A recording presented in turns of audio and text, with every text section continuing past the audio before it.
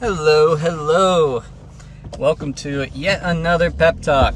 In this case, I was teleworking today, so I was home, so I wouldn't drive home to normally record this. But I got dinner with one of the guys I disciple, and now I'm driving home from his place. So you're getting a pep talk. And I think today I want to talk about what we were talking about over dinner, and that is love.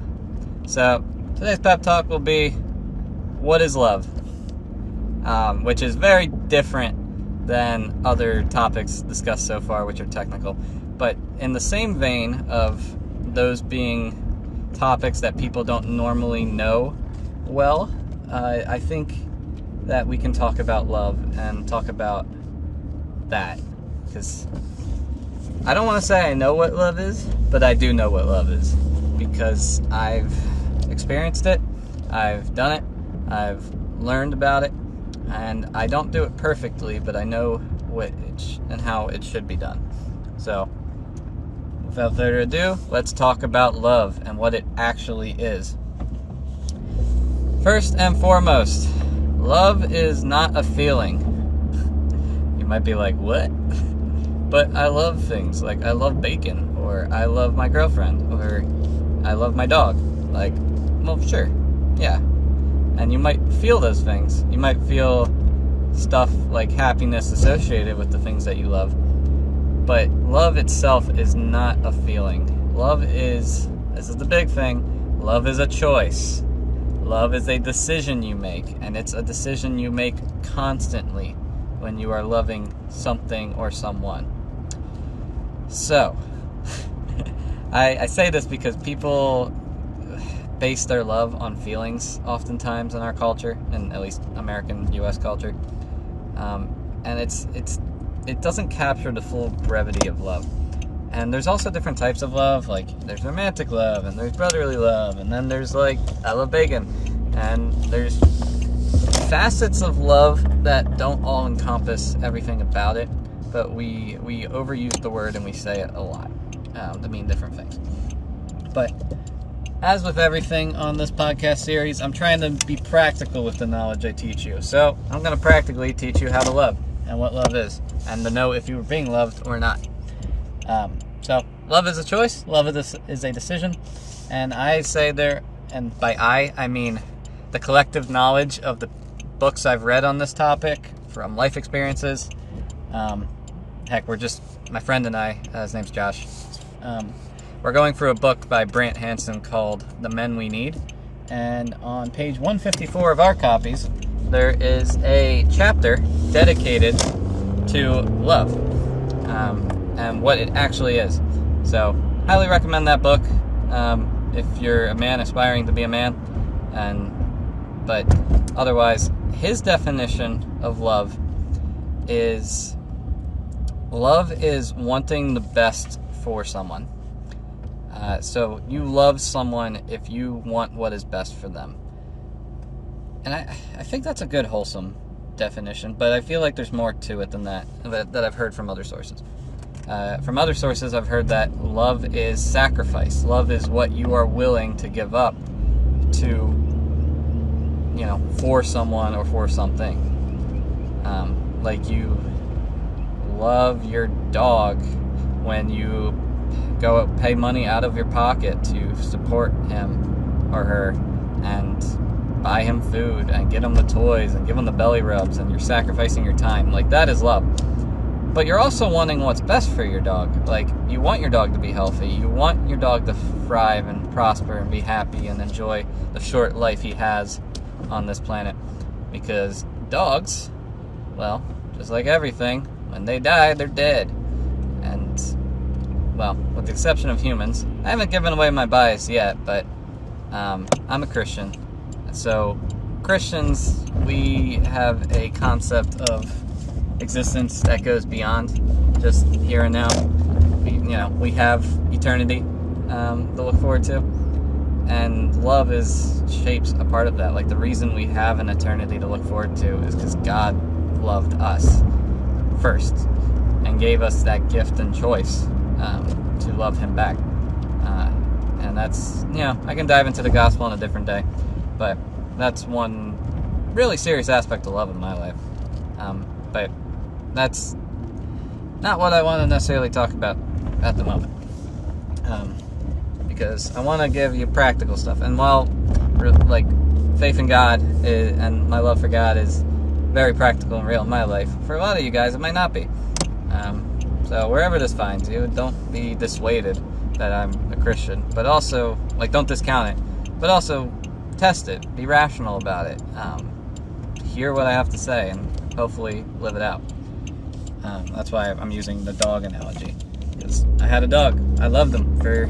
Got him when I was 5. He died when I was 21. I loved that dog for 16 years.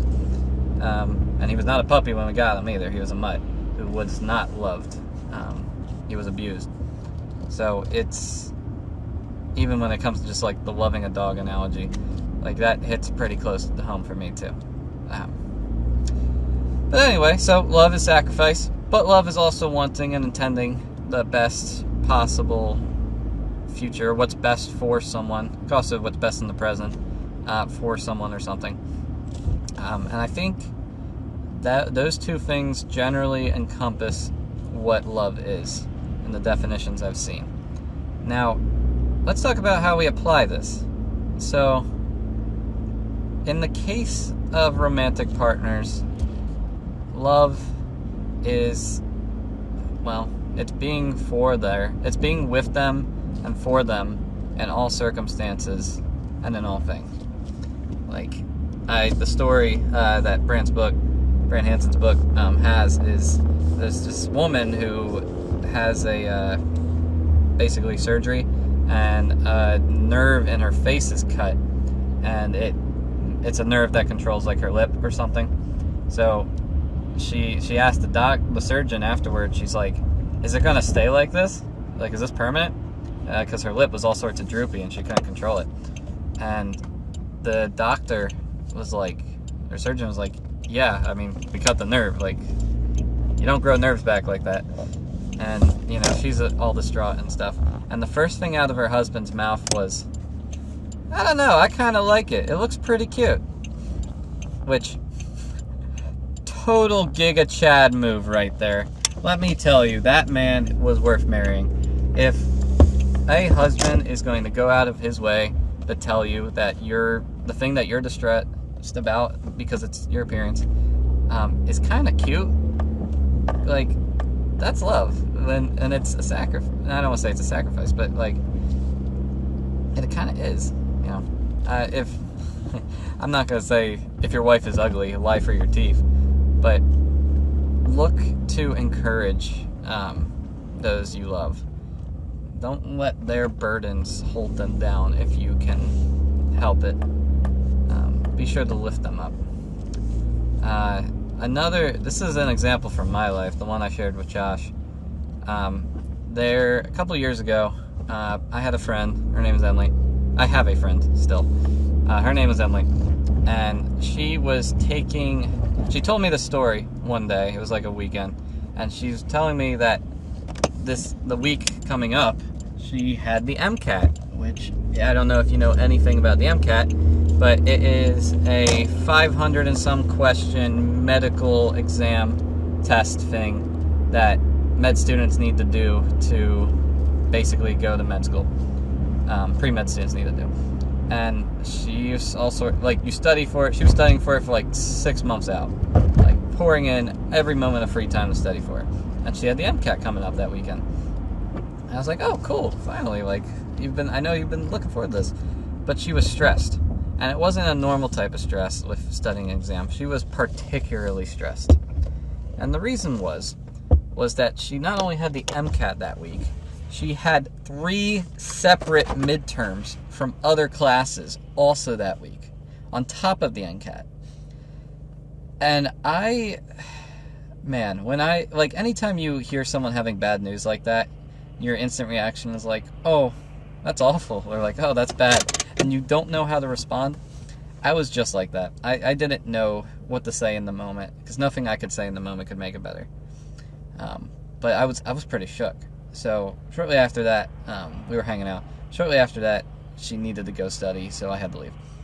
And I was shook. like I said, like at her situation, and I wanted to love her well through that. And this is an extreme example of me loving my friends, practically. And things between Emily and I were completely platonic at the time. But anyway, I went to Target and I bought her a gift basket, and I bought 5 like gift bags, and like stuffing for the basket, and 5 cards. And in each basket, in the basket I put all of it together, but in each gift bag I put in some gift that I thought would encourage her and help her throughout the week. And on each card, on the envelopes, I wrote when to open them. So the first one, like right on top, was open this first. And I didn't write my name on these till like the 3rd or 4th card in. But I think she knew my handwriting, so she might have known it was me. I don't know. But anyway, so the first card was basically like, hey, here's the situation. I know that this is going to be a rough week for you, so I want this care package to help you avoid burnout. I called it Project Burnout in my notes, and my mental headcanon, because she would burn out from that. I would. Anyone would. So the first one was basically like, hey, here's a care package, but please, please, please open the gift and the cards associated with each gift after these certain events happen. And each card had like, open after the first exam, open after the second, open before the MCAT, open after the MCAT, and that kind of thing. And in each card was this I fully handwrit on both sides of the card, the left and the right, when you open it up, like just straight up words of encouragement for everything. Like the first one was something like, oh, hey, the first one's finally done. You did it. Great job. Like, well done. You passed. Like, awesome. Or just a bunch of encouragement. And it was like, hey, since this is... Oh, I forgot what the first gift was. I think it was dark chocolate. Like, really, she likes really, really, really dark chocolate. Like the 95% stuff. And I was like, well, this is a sweet victory or something, so let's celebrate it. And then I put the dark chocolate in there. And then I think for the second one there was more encouragement, but because it was the second one, I put a double portion of dark chocolate in, and I said, hey, this is done now. Why don't you celebrate? Like, go grab Grace, your friend, and like both enjoy this, because her and Grace, they lived in the same house, and they were best friends, and they both really liked really, really dark chocolate. So I put a double portion there so they could enjoy it together. And so on and so forth with the little gifts that can fit in gift bags. Altogether it was like $40 worth of stuff.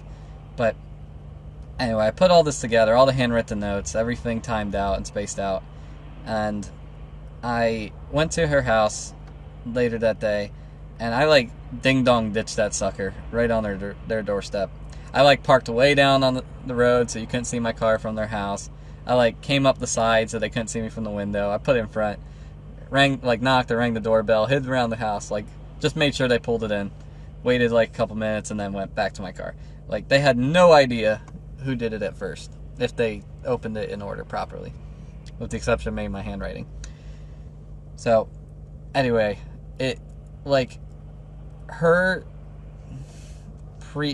how to phrase this, knowing that she would be going through the stress, trauma, anxiety, and burnout of 3 exams and the MCAT, my love for her made me act in a way to support her in that and to wish what was best for her, while also sacrificing a full, like, 3.5 hour period to prep all this, to write out everything, and $40 of my own money while I was in college, which for me was, at one point, like, this is like a 30th of my entire life's value, or a 20th or something. Like, this is a lot of money to me at the moment.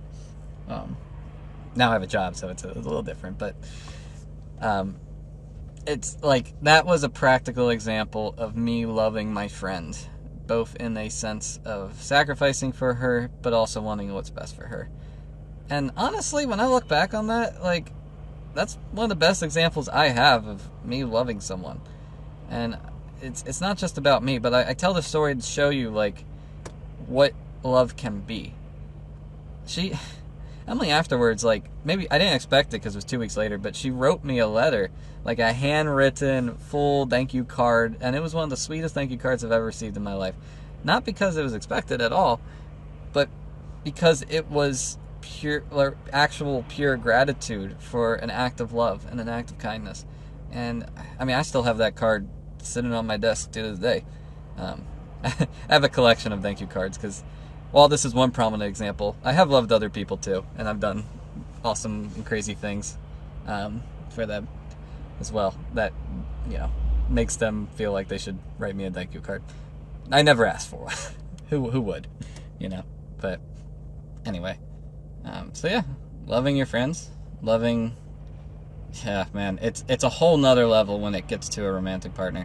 And when I mean that, I mean like a committed relationship. We're talking like marriage. So when you're dating, and this is a very debated and contested topic in our culture, but the goal, like, you can't go beyond marriage in our culture. That is the highest form of committed relationship in the legal system, in just both religious, cultural, social. Like, if you are married to someone, you can't get any more invested in your connection with their lives from the outside. And I mean, and in marriage you have all the perks of what a lot of people do in dating, but and you can also break off marriages. Divorces are very real and usually painful. They should be painful, at least. But all that to be said, like, marriage is the goal of any committed romantic relationship if you want your romantic relationship to have as maximum depth as possible. You can't get deeper than a marriage.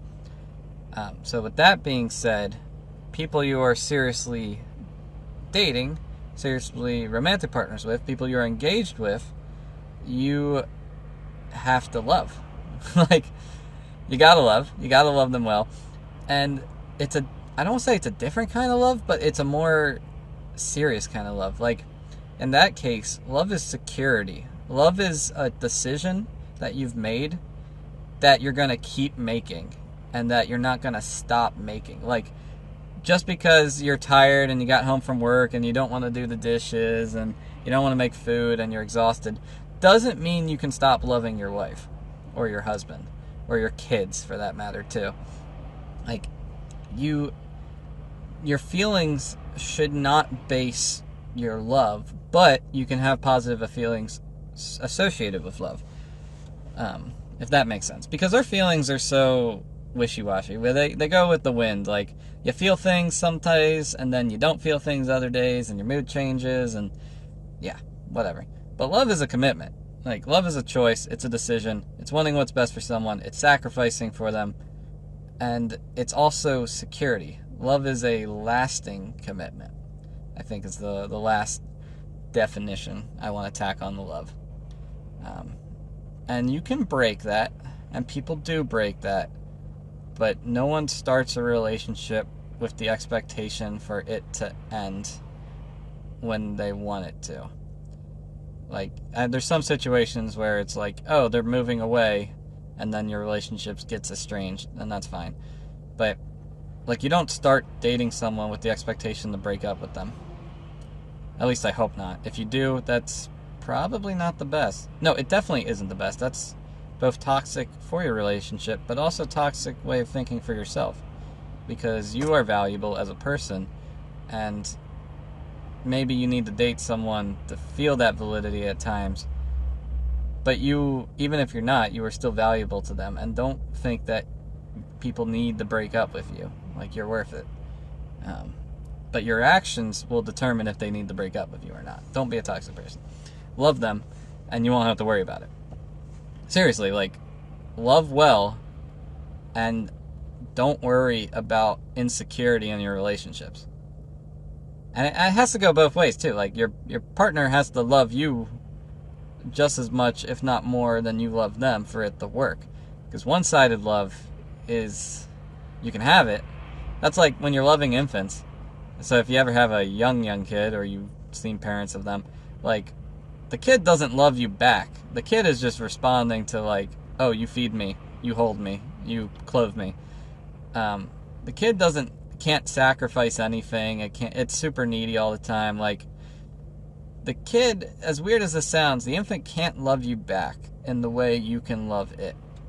So that's an example of one-sided love that's expected and wholesome. But when it gets to a marriage relationship, your partner, your spouse, is not an infant. They're an adult. They're another conscious, living human being that has the capacity for love. So they should love you, and you should love them. You should sacrifice for them, even if it hurts.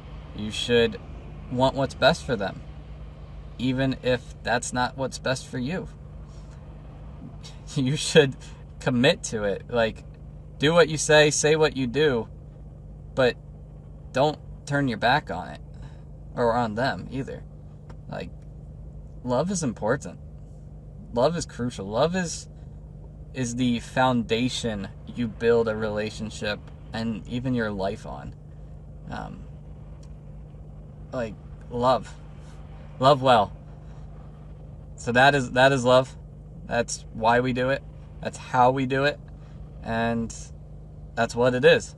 So this is a very different, it's not non-technical pep talk, but it's definitely a necessary one. And I hope you have rationally and consciously understood what I've said. And if you disagree with me, that's okay. But if you disagree with me, please do it on the basis of you want to add more to love. You don't want to subtract anything I've said, because love is definitely these things. Love is definitely a commitment. Love is definitely putting whatever else ahead of your own wants and feelings. Like, that is the truth. Love cares. And love puts others first. Because ultimately, if you're not, you're just loving yourself. You know? That's what that means. You're loving, but you're loving yourself. So, yeah. I hope you enjoyed it. It's the weekend now, so I'm gonna get back to you probably on Monday. Enjoy your weekend. And go and love someone. And love them well. Bye.